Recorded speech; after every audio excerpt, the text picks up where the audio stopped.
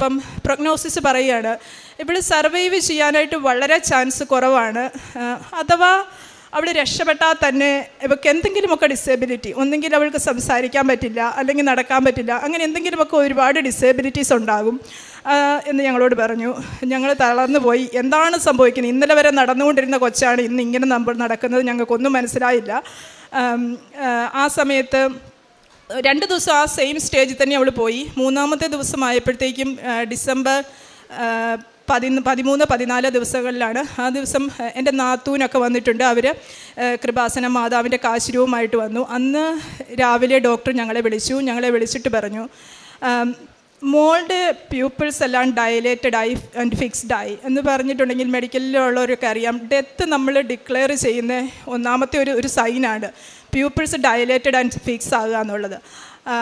അതായിട്ടുണ്ട്. പിന്നെ ഇവിടെ കിഡ്നി ഒന്നും ഫങ്ഷൻ ചെയ്യുന്നില്ല, യൂറിൻ കണ്ടിന്യൂസ് ആയിട്ട് പോയിക്കൊണ്ടിരിക്കുകയാണ്. 200-300 ml 15 minutes 20 minutes ഇങ്ങനെ വന്നുകൊണ്ടിരിക്കുകയാണ്. അതുപോലെ തന്നെ അവർ പറഞ്ഞു ബ്രെയിൻ ഡെത്തായി, ഇനി നമുക്കൊന്നും ചെയ്യാനില്ല, ഐ ആം സോറി എന്ന് എന്നോട് ഡോക്ടർ പറഞ്ഞു. അപ്പം എന്താ ചെയ്യേണ്ടതെന്ന് ഞങ്ങൾക്കറിയില്ല. ഹാർട്ട് റേറ്റൊക്കെ നോക്കുമ്പം എല്ലാം കുറഞ്ഞു വരുന്നു. ഞങ്ങൾക്ക് തന്നെ, ഞങ്ങൾ 2 പേരും നേഴ്സാണ്, ഞങ്ങൾക്ക് 2 പേർക്കും കണ്ടപ്പോഴേ മനസ്സിലായി. പക്ഷേ എൻ്റെ മനസ്സിത് അനുവദിച്ചില്ല. ഒന്നും കൊണ്ടും ഇതിനൊന്നും സംഭവിക്കില്ല എന്ന് തന്നെ എൻ്റെ മനസ്സ് പറഞ്ഞു.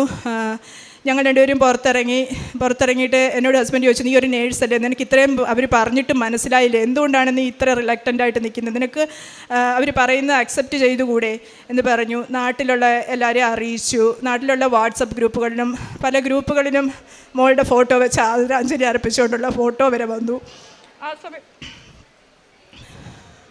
ആ സമയത്ത് അവിടുത്തെ സിസ്റ്റർമാർ എന്നോട് ചോദിച്ചു, നിനക്ക് മോളുടെ കൂടെ ഒന്നുകൂടെ കിടക്കണോ എന്ന് ചോദിച്ചു. അപ്പോൾ എനിക്ക് മനസ്സിലായി അവർ ലാസ്റ്റായിട്ട് എന്നോട് മോളെ ഒന്ന് കെട്ടിപ്പിടിച്ച് കിടന്നോളാം എന്നാണ് പറയുന്നതെന്ന് എനിക്ക് മനസ്സിലായി.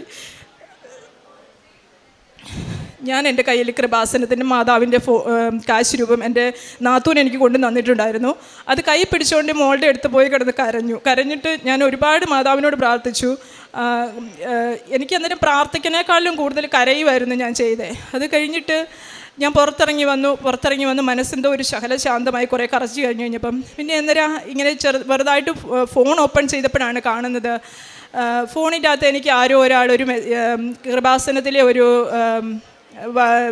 ഒരു സാക്ഷ്യം വിട്ടേക്കുന്നത്. ഞാൻ 2019 ഉടമ്പടി എടുത്തതാണ്. പക്ഷേ അപ്പോൾ എനിക്ക് മനസ്സിലായി ഞാൻ ഉടമ്പടി എടുത്തതാണ്, എന്നിട്ട് ഞാൻ ഉടമ്പടിയിലൊന്നും ഫോളോ ചെയ്തിരുന്നില്ലായിരുന്നു ആ സമയത്ത്. അപ്പോൾ ആരോ എനിക്കൊരു സാക്ഷ്യം വിട്ടിരിക്കുന്നു. അത് ഒരു US ഒരു പേരൻസ് അവരുടെ കുട്ടിക്ക് വേണ്ടിയിട്ടുള്ള